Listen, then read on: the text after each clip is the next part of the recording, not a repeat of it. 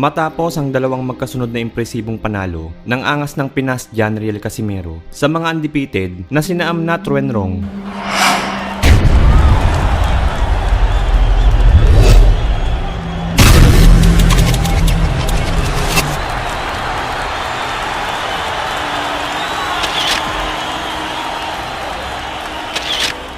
at Charlie Edwards.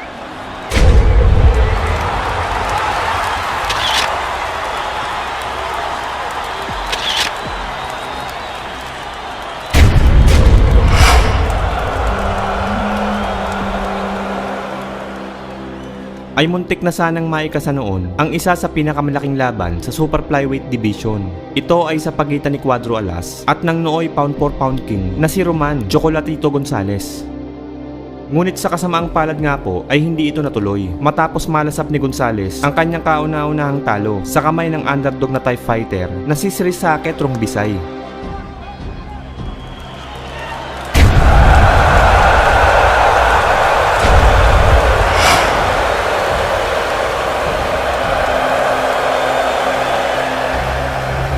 Kaya naman dahil dito mga brad, ay hinirap na lang ni Casimero ang pambato ng Zamboanga del Norte at kapwa Pinoy na si Jonas Sultan, kung saan ang magwawagi sa labang ito ay siyang magiging number 1 contender ng IBF Super Flyweight Champion na si Jerwinian Kahas. Subalit sadyang mapait nga po ang tadhana para kay Cuadro Alas noong mga panahong iyon, sapagkat siya ay natalo sa pamamagitan ng isang unanimous decision. Ngunit kahit ganun, ay kabibiliban mo din talaga itong si Casimero dahil imbes na panghinaan ng loob dahil sa nalasap na pagkabigo ay ginamit niya itong motibasyon upang magpatuloy at bumangon ng 10 beses na mas malakas. Taong 2019, mula Super Flyweight ay tumalon ito ng Featherweight Division upang sagupain ng Meksikanong si Josepek, kung saan pinabagsak niya ito sa loob lamang ng 2 round.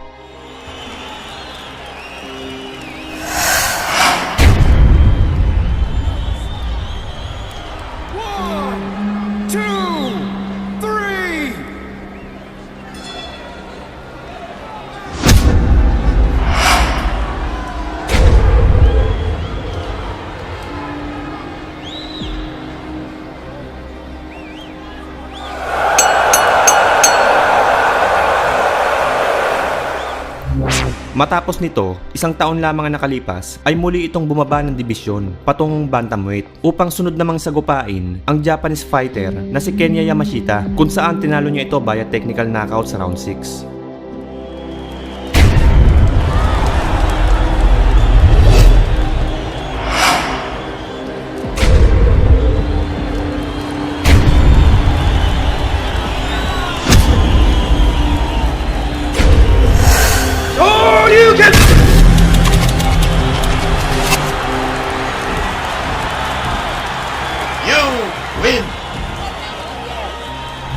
At dahil nga po sa impresibong panalong ito ni Cuadro Alas mga brad, ay naging daan ito upang magkaroon siya ng pagkakataon sa WBO Interim Bantamweight title.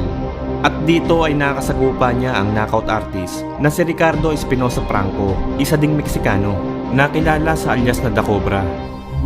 Bago maganap ang kanilang sagupaan, ay galing ang Meksikano sa 13 sunod-sunod na impresibong panalo, kung saan 12 sa mga ito ay tinapos niya sa pamamagitan ng knockout.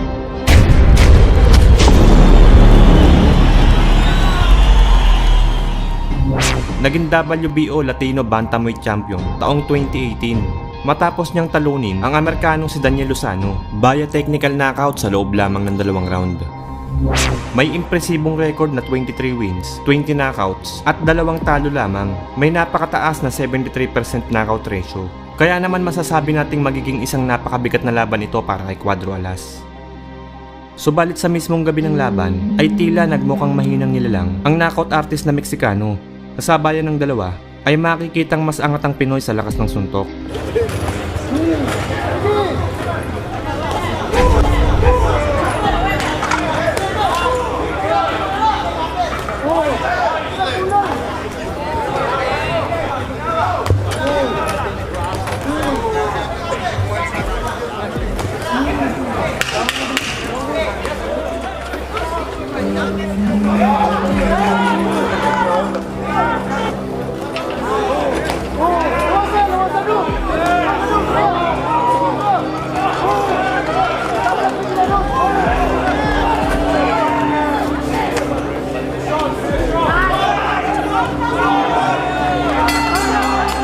Sa round 3 ay mapapansing nahihirapang makatama si Franco. Sa halip ay siya palagi ang nasasapol ni Cuadro Alas.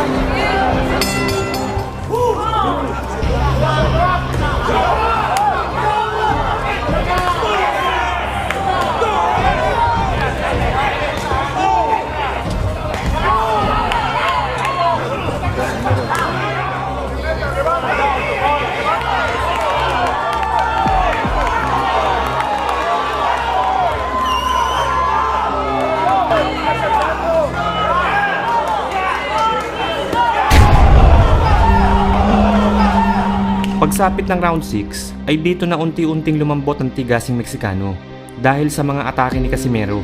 Bumagsak ito matapos tamaan ng tatlong magkakasunod na right hook.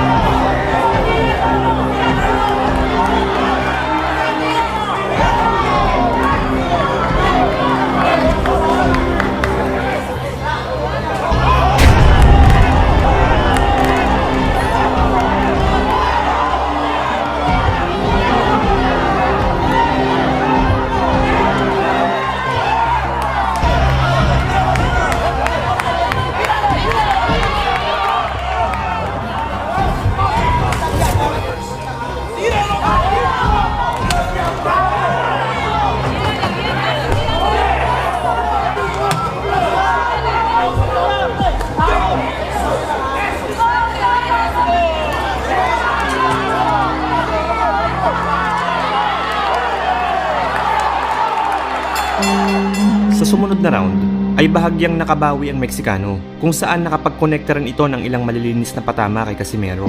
Subalit tila walang epekto ito sa tigasing mukha ni Cuadro Alas.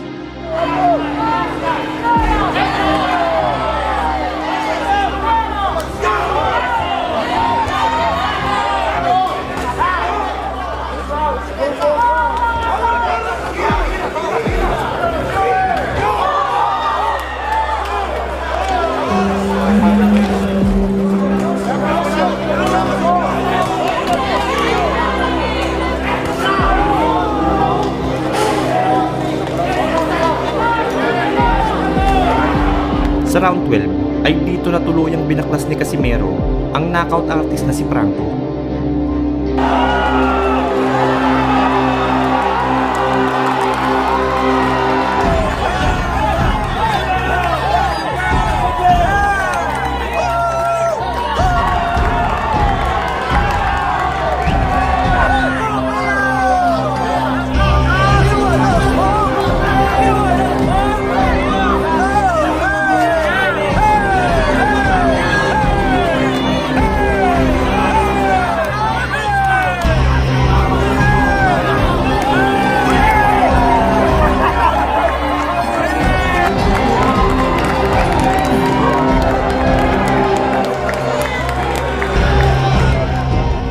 Kung nagustuhan mo ang video to, ay huwag kalimutan mag-like, share, subscribe, at pakikalimbang mo na din yung kampana para pag nag-upload ako ay isa ka sa mga una makakapanood.